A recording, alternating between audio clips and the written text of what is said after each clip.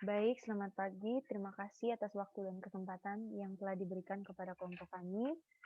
Kelompok kami akan mempresentasikan tentang konseling kelompok pada dewasa. Saya Maria Yosefina Johan dengan NPM 048 dan rekan-rekan saya. Nama saya Umi Lailina Daria Putri, NPM saya 46.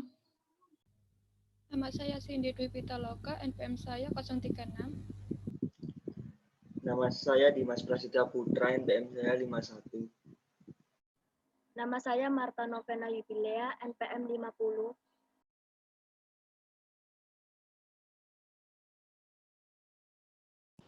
Nama saya Roisa Damayanti, NPM 38. Nama saya Ramasa Aur Firdaus, NPM 41. Baik, apa itu konseling kelompok? Konseling kelompok adalah upaya pencegahan atau layanan bimbingan yang fokus pada proses interpersonal dan strategi penyelesaian masalah. Menurut Korei 2012-28, kelompok konseling berfokus untuk mencegah atau memperbaiki terkait bidang pribadi, sosial, belajar, dan karir. Konseling kelompok lebih menekankan pada komunikasi interpersonal yang terkait dengan pikiran, perasaan, dan perilaku, terutama pada masa kini dan sekarang. Lalu bagaimana dengan konseling kelompok pada dewasa? Konseling kelompok pada dewasa merupakan bentuk layanan konseling kepada individu dalam situasi kelompok orang dewasa. Individu yang berusia 18 tahun sampai 40 tahun dewasa awal, 41 tahun sampai 65 tahun dewasa madya. Baik, berikutnya akan dilanjutkan oleh rekan saya. Oke, selanjutnya ada tujuan konseling kelompok. Dari salah satu jurnal yang dipakai kelompok kami, terdapat 8 tujuan secara umum yang dapat diperoleh oleh konseli dalam konseling kelompok.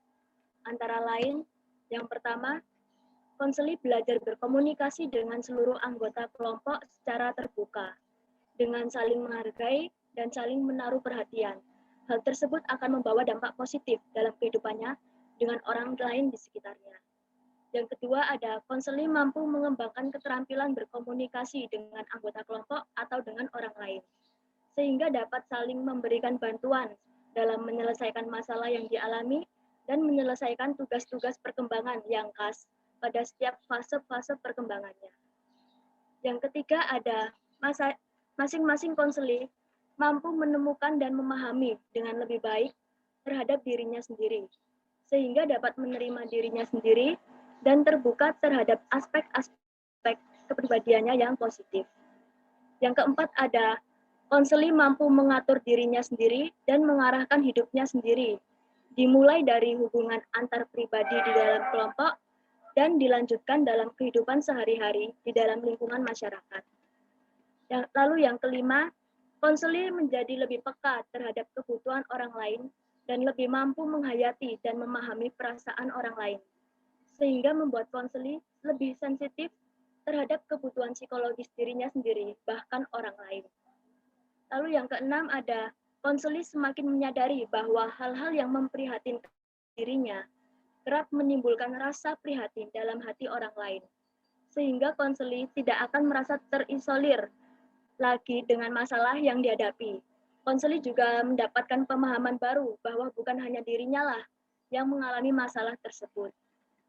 Lalu yang ketujuh, konseli lebih menyadari dan menghayati makna dari kehidupan bersama, yakni mengandung tuntutan menerima orang lain dan harapan akan diterima oleh orang lain. Lalu yang terakhir ada konseli dapat menetapkan suatu sasaran atau target yang ingin dicapai atau diwujudkan dalam sikap dan perilaku yang lebih konstruktif. Dan secara khusus, tujuan konseling kelompok ialah membantu konseli agar menjadi lebih terbuka dan jujur, belajar mempercayai diri sendiri dan orang lain, belajar berkomunikasi, dan belajar memilih dan memutuskan sesuatu yang ada dalam kehidupannya. Next. Selanjutnya akan dijelaskan oleh kawan saya. Definisi dewasa menurut Santrok 2011. Bahwa masa dewasa awal adalah istilah yang kini digunakan untuk menunjuk masa transisi dari remaja menuju dewasa. Rentan usia ini berkisar antara 18 tahun hingga 25 tahun. Masa ini didahului oleh kegiatan bersifat eksperimen dan eksplorasi. Transisi dari masa remaja menuju masa dewasa diwarnai dengan perubahan yang berkesinambungan. Masa dewasa awal adalah masa pencarian, penemuan, pemantapan, dan masa reproduktif, yaitu suatu masa yang dengan masalah dan ketegangan emosional, periode isolasi sosial, periode komitmen, dan masa ketergantungan. Perubahan nilai-nilai kreativitas dan penyesuaian diri pada pola hidup yang baru. Sebagai seorang individu yang sudah tergolong dewasa, peran dan tanggung jawabnya tentu makin bertambah besar, di mana sudah mulai melepaskan diri dari ketergantungan terhadap orang lain, terutama dari orang tua, baik secara ekonomi, sosiologis, ataupun psikologis. Untuk menjadi orang yang lebih mandiri lagi. Segala upaya akan dilakukan agar tidak bergantung lagi kepada orang lain. Selanjutnya akan dijelaskan oleh rekan saya. Berikutnya ada tahapan konseling kelompok pada dewasa. Menurut Corey, tahapan konseling kelompok ini yaitu pra-konseling atau pembentukan kelompok. Pada tahap ini terjadi proses pembentukan kelompok dapat terjadi dengan beberapa ketentuan, seperti adanya minat bersama jika secara potensial anggota itu memiliki kesamaan masalah dan perhatian akan dibahas. Sukarela atau inisiatifnya sendiri, karena hal ini berhubungan dengan hak pribadi klien. Adanya kemauan untuk berpartisipasi di dalam kelompok, mampu untuk berpartisipasi di dalam proses kelompok. Yang pertama ada tahap 1, tahap pemulaan. Mulai menentukan struktur kelompok, mengeksplorasi harapan anggota. Anggota mulai belajar fungsi kelompok dan menegaskan tujuan kelompok. Setiap anggota mulai memperkenalkan dirinya dan menjelaskan tujuan serta harapannya. Deskripsi pada diri anggota masih bersifat superficial atau permukaan saja. Peran konselor pada tahap ini membantu menegaskan tujuan untuk kelompok dan makna kelompok untuk mencapai tujuan. Yang kedua ada tahap 2, tahap transisi. Diharapkan masalah yang dihadapi klien dirumuskan dan diketahui apa sebabnya. Anggota kelompok mulai terbuka akan tetapi pada fase ini dapat terjadi kecemasan, resistensi, konflik, dan ambivalensi tentang anggota untuk enggak membuka diri.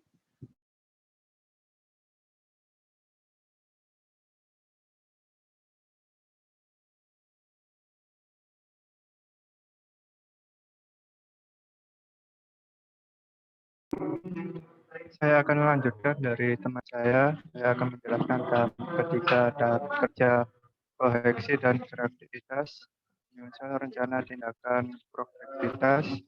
Kegiatan konseling kelompok terjadi membuka diri lebar, menghilangkan defensifatnya, kontroversi antar anggota, modeling, belajar perilaku baru, dan terjadi transferensi koheksi mulai terbentuk. Tahap keempat, tahap akhir, konsolidasi dan terminasi. Melakukan perubahan tingkah laku, setiap anggota memberikan kembali terhadap apa yang telah dilakukan anggota. Selanjutnya, setelah tahap akhir,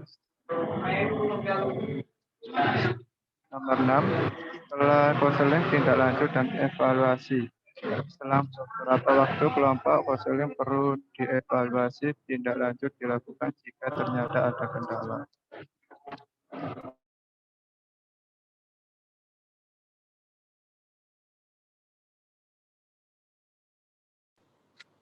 Teknik-teknik konseling pada kelompok dewasa.